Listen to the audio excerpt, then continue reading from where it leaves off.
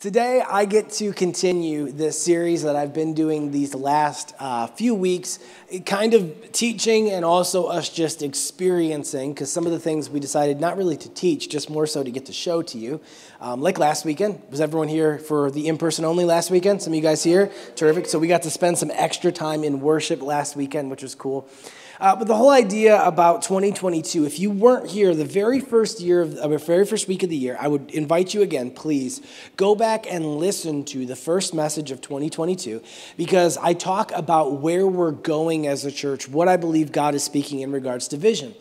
And when I speak about that, very often people are like, oh, so that's where the church is going. But if I may, the church is just us. When I feel like God says something for the church, what I mean is if you say like, hey, this is my church right now, this is the place where I'm at, I believe that God is speaking that wisdom not only just for us corporately, but for you individually too. There's likely a word of wisdom for this year for you. That's why God has brought you into this community, so that you can hear and be encouraged in this. And the big thing that I feel like God is drawing us to as a church in 2022 is the idea of building a legacy.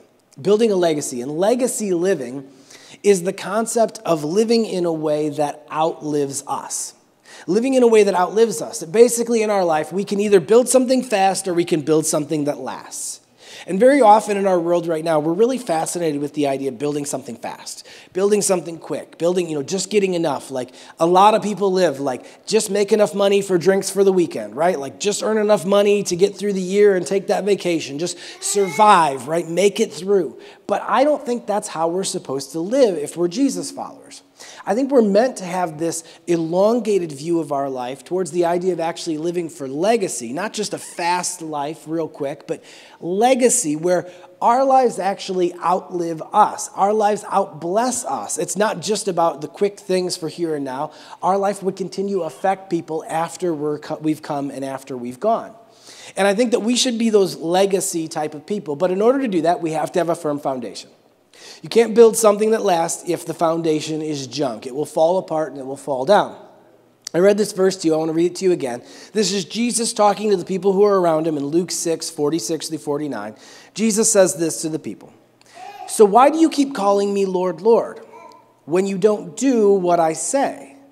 I will show you what it's like when someone comes to me, listens to my teaching, and then follows it. It's like a person building a house who digs deep and lays the foundation on solid rock. When the floodwaters rise and break against that house, it stands firm because it's well built. But anyone who hears and doesn't obey is like a person who builds a house right on the ground without a foundation. When the floods sweep down against the house, it will collapse into a heap of ruins. Jesus says that my teaching is like this foundational principle. Specifically, if you hear it and then you obey it, it's like putting a firm foundation under your life. Listen, all of us are going to build a life, okay? And all of us are also going to experience storms and things that smash against our life. Jesus says, here's the problem though, okay? If you just build your life, these things will come in, and all the progress you've made, everything you've built will just get smashed apart and destroyed. But if instead, before you just start to build your life, you listen to my wise counsel, you listen to my wise teaching, and you put that as the foundation under your life, you're going to build this life. And although the storm is still going to come, your life is not going to be dashed to bits in the middle of that storm. That the truth of what I'm teaching, that if you apply it to your life and you obey it, you put it into practice, it will set a foundation under your life that will not be able to be undermined and underrooted. This is really important for you guys. If you're kind of figuring out your faith and you talk to Christians and you're kind of wondering about them because it's like, are they really like me, these people who say they're Christians? And you're figuring this out. You'll soon realize if you talk to real Christians, not people who are just religious, that they really are. They experience the same storms you experience in life. Christians don't get like a pass in regards to they don't have to deal with storms in their life. They still deal with storms in their life. The difference is when the storm waters come, when the storm hits their life isn't shattered to bits. Because they have this firm foundation underneath of it, which is the truth of who Jesus said he was, what he commanded in our life, and a foundation of obedience. We need to build this firm foundation. We need to hear and obey. That's why we've been doing kind of all these things. We've been in a season of prayer because prayer is foundational. I got to talk to you all about the idea of serving, of God doing stuff through you, which is foundational. Last week we focused in on worship because worshiping God is so foundational. And today I want to talk to you about another piece of it that I think is really, really critical. Because when I say you need to set a firm foundation so you can leave a legacy, I think many of us immediately think of something we need to do, a what we need to experience, a what we need to learn, a what we need to have. I need to do this. I need to get this. But we might be wrong because actually I think the most important thing when it comes to setting a firm foundation might actually be the question, who? Who? In fact, when Jesus was here on this earth, there was one time when he prayed to God. And when he was praying, he prayed a lot, but in this prayer, it really stands out because it's the only time when we hear his prayer to God, he's specifically praying for us. Really fascinating. Many times he's praying about the people who he's with, the circumstances in general. But in this prayer, he talks about his disciples, and then he says, everybody who will believe after them. That's you and me. That's the church. And it's really one of the only times he prays for the church that's going to continue to believe. And what he prays might surprise you. When he asks his Father to do something for the church, what he asks might surprise you. Here's what he says in John 17, 20 through 21. I am praying not only for these disciples, but also for all who will ever believe in me through their message. Us, right? He says, I pray that they will all be one, just as you and I are one. As you are in me, Father, and I am in you, and may they be in us, so that the world will believe you sent me. Jesus prays for the church, but he doesn't pray that they'll be like, God, I pray that you would make them amazingly understanding of, my teaching and my word, that they would really understand the Bible, or, I really pray that, they would do this or this, and they would have this, or they would experience this. His prayer is actually about who? He prays and says, I really pray that they would love each other. They would be unified as a community. They would have this deep connection. And we know this is the case because Jesus literally made this commandment to his disciples while he was here on earth. He didn't leave this as like a negotiable. He didn't leave this as like an extra thing. Like, hey, if you get around to it, try to be friends with people who are at church, right, who are in your community. He actually commands it. Believe it or not, in John 13, 34 through 35, he looks at the disciples and says this. So now I'm giving you a new commandment, love each other. Just as I have loved you, you should love each other. Your love for one another will prove to the world that you are my disciples. Jesus commands relationship inside of the Christian body. He literally says, this is a command. You have to love each other. Now, Jesus gives us a great example of what love looks like in this earth. Love is concern, care for, interest in other people. That he spends his time, his energy, his finance, he leverages his life into other people's lives.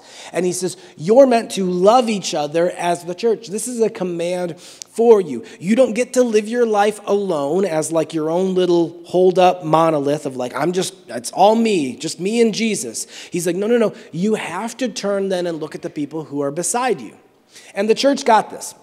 There was no confusion like, but what did Jesus mean when he said to love each other? There was no confusion at all. In fact, John, who was like his closest disciple, he wrote to the church about 50 years later, okay, as the church they've been going for a while, been spreading out just around. John is actually one of the guys who lived the longest, who were the disciples. And he was writing to the church at this time. And it's been like 50 years, like the church has been going, right? And he says this in 1 John 2, 7 through 8. He says, dear friends, I am not writing a new commandment to you. Rather, it's an old one you've had from the very beginning. This old commandment to love one another is the same message you heard before, yet it's also new. Jesus lived the truth of this commandment, and you also are living it, for the darkness is disappearing and the true light is already shining. 50 years later, he's like, you guys know this one. I'm going to remind you of something that you already know. He says it's new in the fact that Jesus taught it, but he says not new to you. It's old hat. It's been around for 50 years, since the beginning of the church. We are meant to love one another. We are meant to be in relationship with one another. So I'm just reminding you of an old thing that you know you should be doing, which, just for reference, is kind of like this whole thing that I'm doing with the idea of firm foundation. As I told you, none of this is going to shock and surprise you. But you know the reason why I need to tell it to you is because you're like, yeah, I know that. And it's like, great, but you're not doing it. You see, that's the problem with humans, isn't it? Like, oh, I know this, and you're like, cool, but you're not doing it. And this is what he's saying to the church. He's like, this is a 50-year-old commandment. You know this, but you guys aren't doing it. You're not sharing your life with each other in the church. You're not loving each other correctly. He says, I need you to remember what you already know and actually put it into action. In fact, there's one other writer in the New Testament, the writer of Hebrews. We're not actually entirely sure who this is who wrote it. But he was talking about kind of like laying a firm foundation of faith. And same thing again, what he says, it might surprise you, but it follows this exact same path. Here's what he says in Hebrews 10, 23 through 25. He says, let us hold tightly without wavering to the hope we affirm, for God can be trusted to keep his promise. That's like a firm foundation of faith, right? He's like, let's hold tightly to the promise that God has. God's trustworthy. He says, let us think of ways to motivate one another to acts of love and good works, and let us not neglect our meeting together, as some people do, but encourage one another, especially now that the day of his return is drawing near. Now, what's interesting about that is those are 3 sentences. But in the original Greek, it's not 3 sentences. It's 1 sentence. It's one long, run-on sentence thought. It's not like God is trustworthy, have a firm foundation. On another note, continue to encourage each other. On another note, don't stop meeting together, right? Like keep on doing that, like 3 different thoughts. That's one thought. It's one long sentence. And he said, God is trustworthy. Have a firm foundation of faith. Encourage each other towards this faith and don't dissipate. Continue to meet. Continue to encourage. Continue to embrace each other as one thought. It's surprising because he's talking about this firm foundation of faith, and you think he would turn to read your Bible. So, keep praying to God. Keep doing those things. But he actually very first steers it into, so continue to love and serve each other. I think all these verses, Jesus, the writers, they're all trying to show us the same thing. They're all trying to steer us towards the same point when it comes to a foundational piece of our faith, and it's this. A firm foundation in faith is more about who than what you know. A firm foundation in our faith is actually more about who you know than about what you know. That this vertical relationship with God does not sit independent from the horizontal relationships with humans. That I think we think this, right? Like, well, I work on my relationship with God. This is my vertical relationship with him. And I do the things that are good between me and God. And then I just have my horizontal relationship with friends. But those are on 2 completely different axes. Those don't touch and those don't affect each other. And in fact, I would say that what the Bible is pointing to, what the teachers are pointing to, what Jesus is pointing to is that no. The horizontal relationships with people are vital and influential to your vertical relationship with God. This is foundational to you having that strong relationship with God. That these are not 2 separate things. In fact, laying a firm foundation might be more about who you have around you than what you have around you. That the people are really what's important. Some of you guys have heard this statement before. Maybe you've even said it. It's not what you know, it's who you know. Have you heard that one? Right? People say it like in regards to work or whatever. Usually it's actually said in like a negative way, right? Like it's said in like a negative way, like, oh, well, it's not what you know, it's who you know. Because it's like, it doesn't matter if you're smarter than Tim. If Tim's friends with the boss, Tim's going to get the promotion, right? And it's like, well, it's all about politics. It's all about all this, right? And it's usually said as a very negative expression. But if I may, what if it's not actually a negative statement at all? What if it's just true? What if there is actually no value to that statement? Like that's not a good statement or a bad statement. What if that's just a true statement? It is who you know, not what you know. That actually stuff will always be undervalued compared to who. That relationships will always beat the thing, the stuff. That who actually is more important, more valuable than the what, and who always will win. That it's just real. That actually the people are more important than the stuff. The people are more important than the knowledge, and it will always win because who really does matter. You know that who matters. There's this terrific verse in Proverbs, okay? Proverbs 13:20. It's so concise and so genius. Check this one out. Walk with the wise and become wise. Associate with fools and get into trouble. Yeah, some of you, that's like your life story, right? You're like, yes, associate with fools, get into trouble. Correct. I have experienced that situation, right? And it's fascinating because the writer of the Proverbs is just saying, the who, it's not separate from what happens with your life. When you think about trying to build a legacy, build something that lasts, build a life that's foundation important, he says like, it's not like the who doesn't matter. Like just do the right things. It doesn't matter who you take with you. He's like, absolutely not. The who is critical. The people you surround yourself with will dramatically affect where you end up going, right? Some of you guys are parents, okay? Parents, you know this to be true, don't you? There are some people who your kids are going to become friends with, and you're going to be like, not so sure I want you hanging out with that person. And that's not you being judgmental. You're just like, I don't think that's the right who. And maybe your kids are even like, you're so judgmental. And you're like, no, I just have done this before. I'm not judgmental. I just did the dumb who before. And I did dumb stuff. I found myself in dumb places. Like, that's why I'm saying this to you. And this is what the writer's saying. He says the who is inextricably connected to the what. The people we surround ourselves with are of critical importance. What if our horizontal relationship is not independent, but those horizontal relationships have massive impact on our vertical relationships? When we start talking about a legacy, building something that lasts, and talk about that firm foundation, I need you to get that the who is of critical importance. The people that we have in our lives might be more influential than even the what that we know about. In my office, I have a sign that I've moved from office to office as I moved around, and I've kept it with me because I found it years ago when we were planning our church, and I just love the clarity of this because I believe it's another one of those just true statements. This is what it says. If you want to go fast, go alone. If you want to go far, go together. Amen. If you want to go fast, go alone. If you want to go far, go together. And I found it to be true over and over and over again. If I want to get something done fast, most of the time, you guys know this too, way easier just to do it yourself, isn't it? Like, by the time I communicate this, try to speak vision to this, hand this off to somebody, see if they did it right. It's like, if it needs to be done fast, just do it. I'll just do it, get it done. I can get it off the plate right away, get it finished. But if I want something that's going to go far, something that's going to last, I can't be the person to do it all. I have to build and bring people along with me. It has to be a together.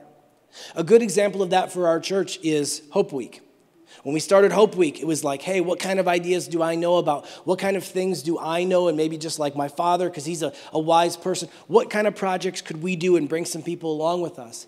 But because we had a vision for Hope Week to be something that lasts, that really, really continues to bless this community, year after year after year, the part that you might not see behind the scenes is building and growing a team of leaders who have wisdom and knowledge in different areas and keep bringing people together and keep hosting these big gatherings and drawing people in and saying, let me give you the vision of this, because if we want to build something that lasts, it needs to be together.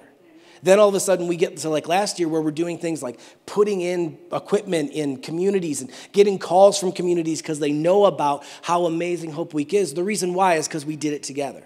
We kept drawing people in and building something that will last where we're 7-8 years into it, and it's gaining steam because of that. There's this tendency in the United States of America especially, but then just also in our modern 21st century type life, where we have this tendency to just focus on individualism. The United States of America is based on this. Rugged individualism is a marker of the United States of America. I love it. I love our rugged individualism, the fact that I totally agree every person is independent, should make their own choices, stay out of people's business, let everyone make what's best for them, for their family, that everyone gets to decide what they believe is right. That's like foundational to our country, and it has served us well. Absolutely, okay? But at the same time, friends, that can become an idol. That rugged individualism of, I can handle it on my own. I can do it on my own. I don't need anyone else's help. I don't need anyone else's input. I can handle this. I can do this. I can make it happen. You're right if all you plan on doing is building something fast.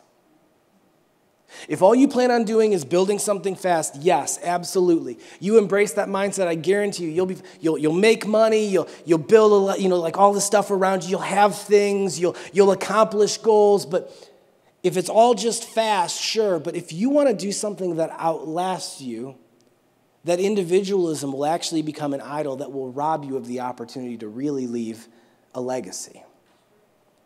I've met so many people over the years who have that rugged individualistic personality, and they're these monoliths, but it's so funny, for all their success, there's so much failure.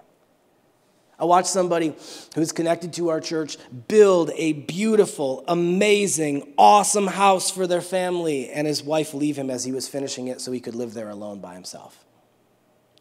And you're like, well, what was all of that for then?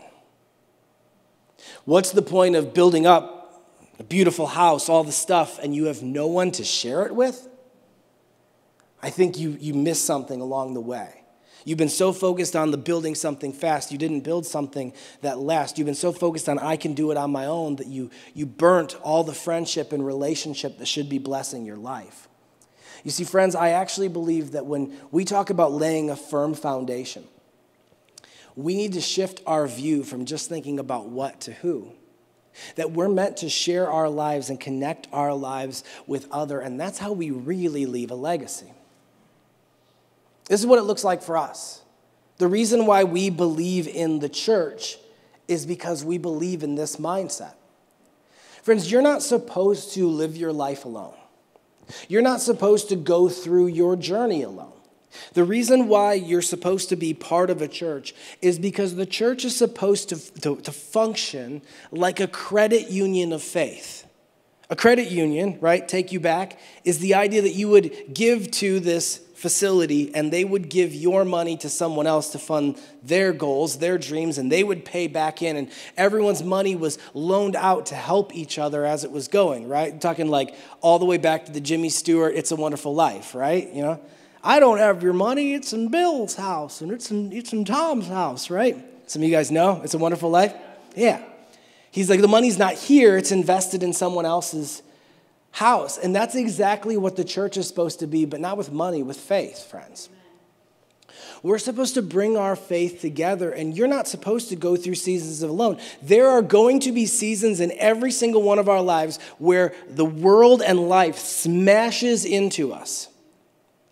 And in those moments, we're not meant to stand there and fight those things off alone. We're meant to share our life with each other. We're meant to loan each other our faith. That you're meant to have friendships and relationships in a community like this, where you come in and someone else says, I can see like what you're going through in your life. This is hard. This is tough. I can see that you don't have enough faith. Let me give you some of my faith to get you through this season.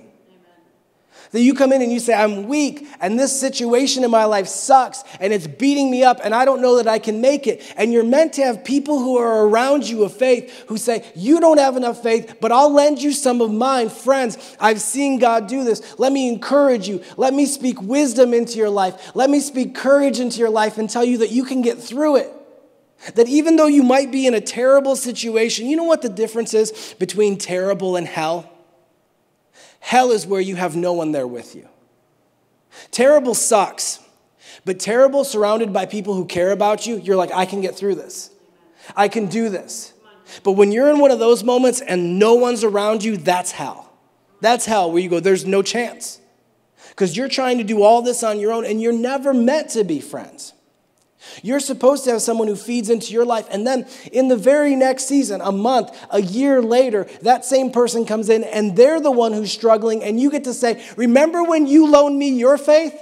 Remember when you were going through that when I was going through that hard situation and you spoke wisdom into my life? Now I'm going to loan you some of my faith. I'm going to sit down with you and we're going to share a meal and I'm going to speak into your life and speak courage into it and tell you that God did stuff in my life and he did stuff in their life and he can do stuff in your life. Don't you give up. You see, friends, we're meant to be in this relationship as a community where we share faith with each other, where we loan it to each other and exchange it. You're not meant to do this alone.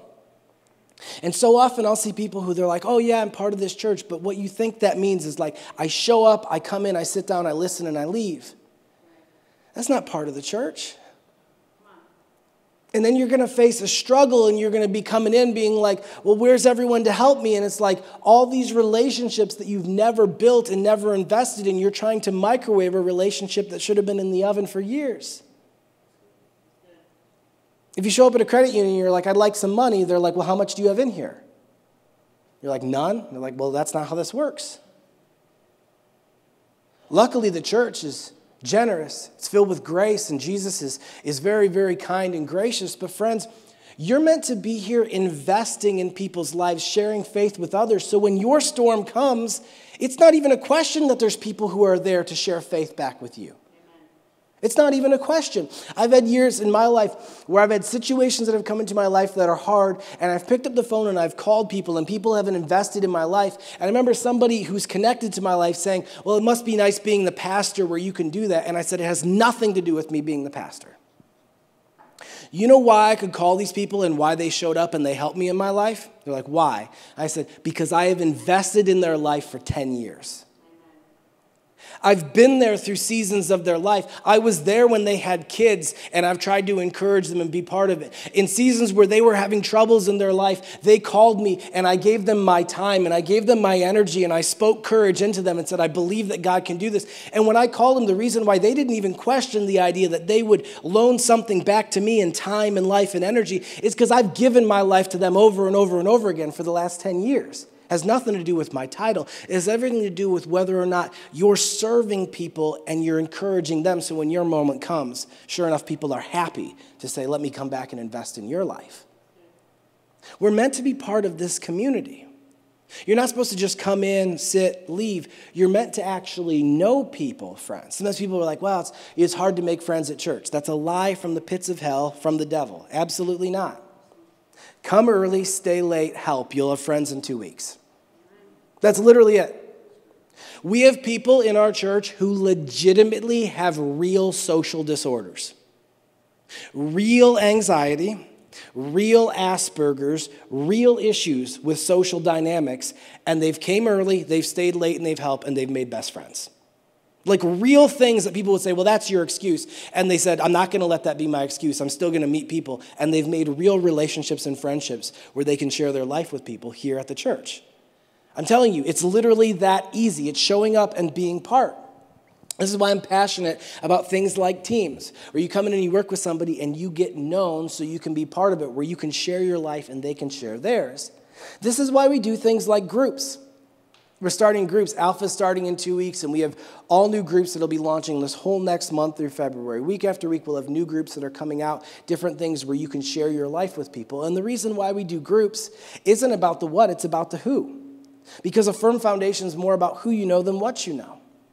Who you surround yourself will have a massive effect on your faith. And that's why we do groups, so you can find people to connect your life with. Because I'll tell you this. You need people who are around you who believe that Jesus really is the Son of God, who really do believe that his ways are worth following. Because if you have no friends who are Christians who are around you, your faith will not last. It won't last.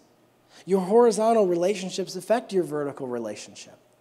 You need friends. If you're getting serious about your faith, if you're trying to figure out your faith, you need friends who you can call when you're in a season and they say, let's pray, instead of saying, let's go get drunk. Is that clear enough? You need people who are going to say, I believe that God could do something good, instead of just saying, yeah, it sucks, give up. You need people who are going to speak courage into that and believe like you believe in it. So you need to surround yourself. It's not like you need to give up on all your friends who are pre-Christians, but you need to surround yourself with some friends who believe like you believe, who can help you in those seasons. At Acts Church, this is what we want, okay? We want at Acts Church a big old church where you don't know everyone's name. Sometimes people are always like, I want to be part of a small church where I know everyone's name. I don't. Not interested at all. No. I want to be part of a small church where everyone knows each other's name. Why? Because you want everyone to know your name? What's behind that? Here's what we believe. Knowing people's names isn't going to help you when you get to these seasons. Knowing 200 names isn't going to matter. So for us as a church, we've always said, we don't want some little church where you know everyone's name. We're interested in a big old church where you don't know everyone's name because we want to be a community that has enough power to affect the culture of our community. We want to grow a church that has lots and lots of ability to reach into this community, to saturate it with the gospel, to do things that show God's glory in our community. And we want to build a big old church where we can do that to the best of our ability, where you don't know everyone's name. But at the exact same time, what we do want is every single one of you to have 3 to 5 people in the church who you know deeply that you can share your life with.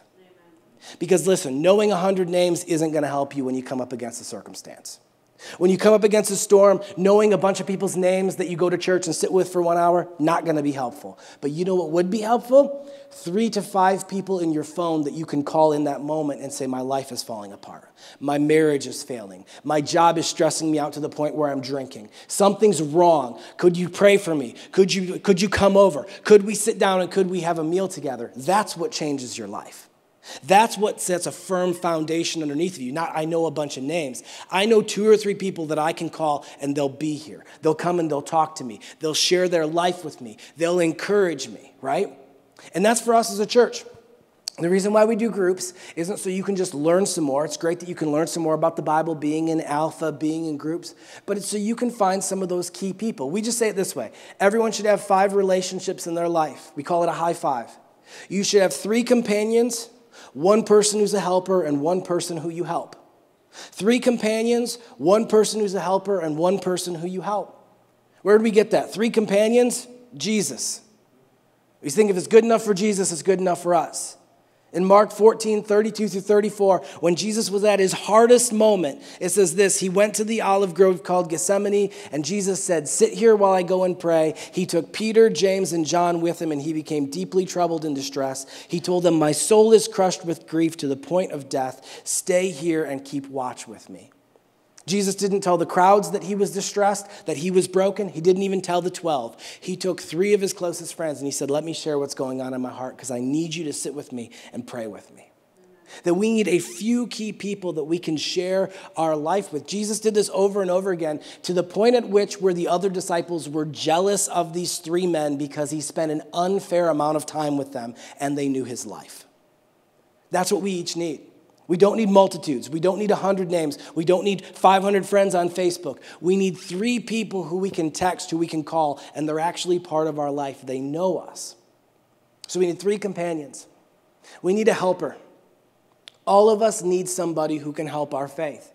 This isn't a guru that you're like going to, become everything that they are, but it's looking for someone who is a little farther ahead in their faith than you are. They might be older, they might be the same age, but they've been in this faith game longer, where they've walked through more stuff.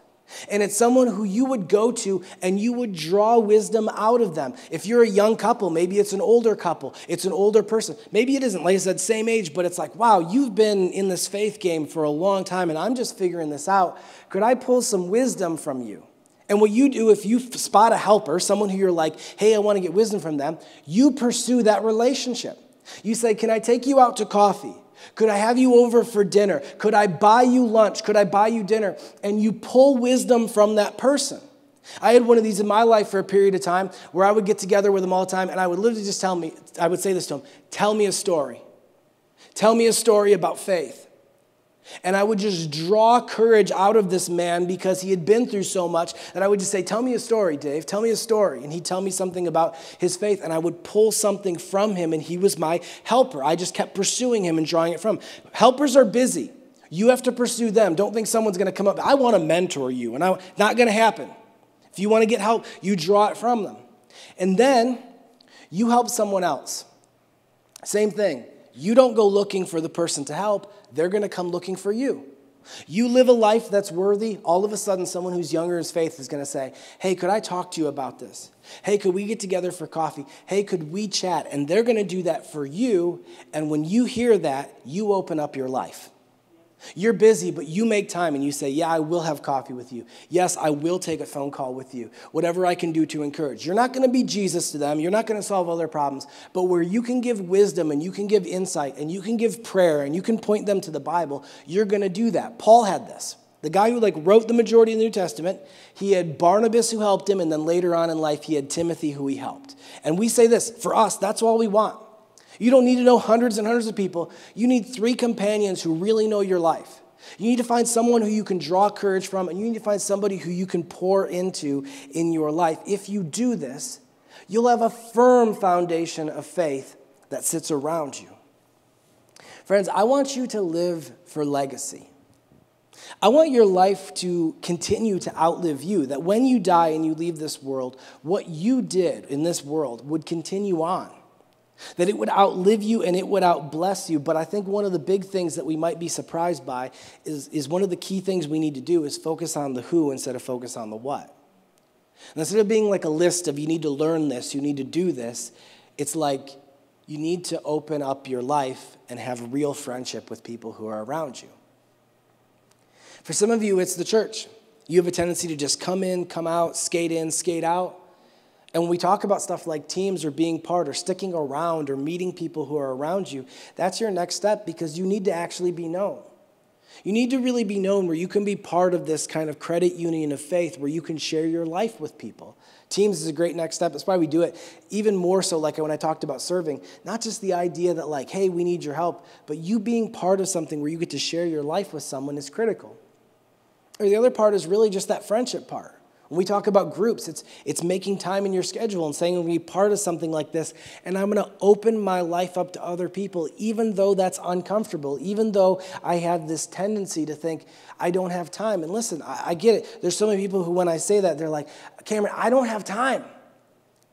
I don't have time for friendship. I'm too busy. And I would say, if you don't have time for friendship, then yes, you are too busy.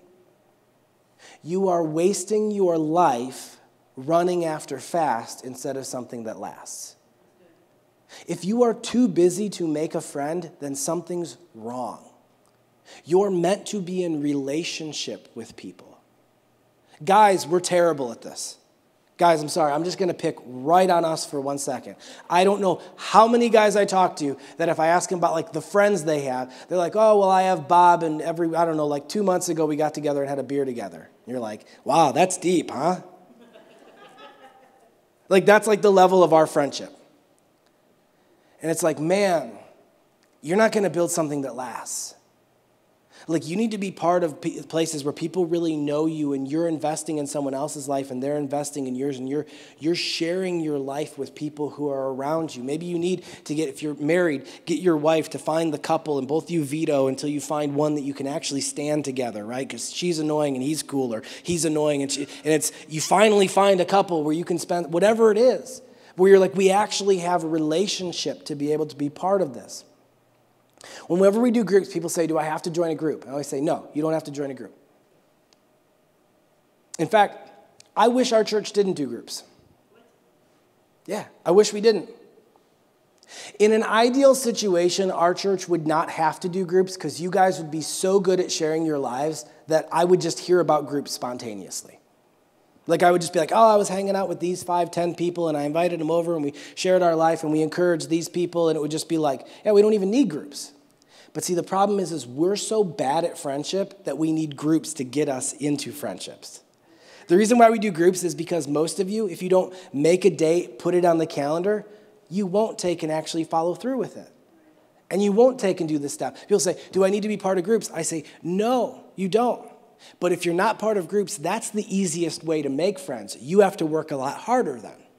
In the next few weeks, as we're launching all these different groups and different ones are starting, and you go, oh yeah, this and this schedule. If you find none of the groups fit my schedule, do you know what that means? It doesn't mean that you got like a bye, like, oh, I guess I don't have to participate.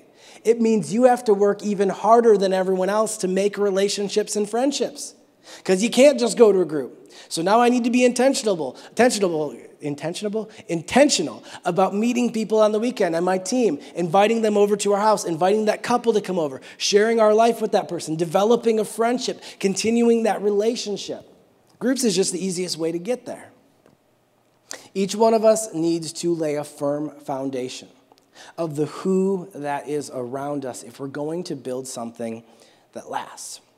This next year, 2022, it might be that the biggest thing you do this year isn't a what that you learn, a book that you read.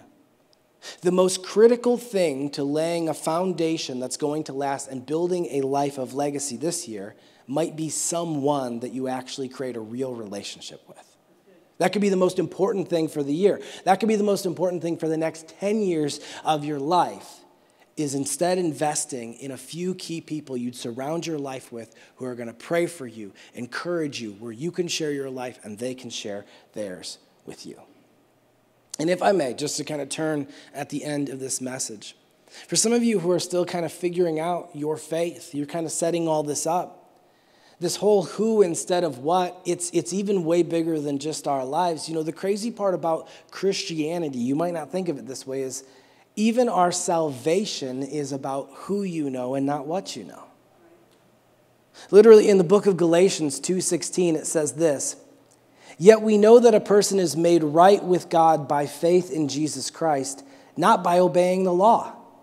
We've believed in Christ Jesus so that we might be made right with God because of our faith in Christ, not because we've obeyed the law, for no one will ever be made right with God by obeying the law." This is what's so crazy about even our faith is you're trying to figure this out, figure out your faith. If you're watching with me online, if you're here and you're trying to figure out this whole faith thing and you think it's like, well, I go to church and I do this and I learn this, and it's like, you're missing it because that's not what actually salvation is about. Jesus came to earth to live a perfect life, die in our place. It says that at his death on the cross, he paid for all of our sin. He went into the ground and was resurrected back to life to prove that the wrath of God was paid. And before he left, he told everyone, if you have a relationship with me, when you get to eternity, when this body stops working and your soul leaves this temple, he says, if you know me, when you get to the pearly gates, I'm going to let you in. Friends, literally heaven, it's not what you know, it's who you know. That there are going to be people who are going to get to heaven, listen to this is crazy, who are better than you. They were nicer than you, they were kinder than you, they were more generous than you, they were more awesome than you, sorry. But when you get to heaven, you're going to come up to this gate or, I don't know, one of those plush velvet ropes. And the test isn't going to be what you know. It's going to be Jesus on the other side going, that guy's with me. That girl's with me. I know her. Yeah, but that guy was better at life than the other guy. That guy was nicer than that guy. That girl was kinder than that girl. Yeah, but I don't know her. And literally heaven is, who do you know? That Jesus says, I know them. Those people, they put their trust in me. They called me their king, though they had just as many problems as everyone else, but I know them. They invited me into their life and bring them in. And friends, maybe you haven't got that, because I think, to be honest with you, the gospel gets lost so often where it's like about, I'm going to do this, I'm going to be this, and you realize it's not about that, it's about a relationship with Jesus. So we take our heart and our spirit and we put it in his hands and we say, I trust you. And that when we get there someday, he calls us out and he says, that guy's with me. That girl's with me. Let him in. I'd love to pray with you in this moment. Would you bow your head and would you close your eyes? I just love to do this to give everyone a moment that's by themselves, because don't worry about everyone else who's next to you. This is a moment for you to just be alone with God. For some of you today, you know Jesus, but you desperately need to take this step of being known. You've really isolated your life and you've really cut yourself off from the world around you, and you feel the Holy Spirit telling you today you need to open your life. You need those relationships. You need the who. And God, I pray right now that if anyone's feeling that, just feeling your conviction of it's time to open your life, it's time to make some real friends, I pray that you would give them courage to bypass whatever fears are in their heart, whatever lies the enemy has told them about who they are, thinking, well, no one's going to want to be my friend. No one's going to want to get connected with me. And you would bypass those and you would give them courage to reach out, to try, to invite somebody over, to get together with somebody and share their life so that you could connect them to the who they need to be surrounded with. And for some others here in this room or maybe online with me right now, maybe you need to take that step of salvation with Jesus. You've been thinking that this is all religion, like I'm gonna go do this or I'm gonna become this, but that clarity of just saying, oh, it's just about a relationship with him. It's about connecting to the who of Jesus. You want to take that step today. If you want to take that step, it's really, really simple. We're asked in God's word to take a step of faith. What we do is Jesus is going to do the big heavy lifting. What we do is we accept that gift of salvation that he reaches out to us. And what we do is we bring him into our lives and we give him our eternities. One of the ways that we can do this is just a simple prayer to kind of guide our heart. The words aren't magical, but they guide us in the right direction. And if you'd like to take that step today for the first time, or maybe the first time in a really, really long time, that you want to get this straightened out, I'm just going to count to 3. If you're in the room, you can raise your hand above your head and I'll pray for you. If you're online, throw a 7 in the chat. Don't miss it if it's you. You can feel it's you, even in this moment. 3, 2, 1. Go ahead, shoot up your hands. Yeah, I see you, ma'am. Yeah, I see you, ma'am. I see you, sir. Absolutely. Yeah, I see you, sir. Anyone online right now, throw a 7 in the chat. And you can put down your hands. And for all of you who are responding, I want to lead you in this prayer that we're going to pray aloud. And any of you who've prayed this before, who know this prayer, would you pray with them to give them a chorus that they can pray this prayer together? Say this, say, Lord Jesus, I am sorry for my sin. Thank you for dying in my place. Please become the king of my life. I trust you with my eternity. In Jesus' name, amen.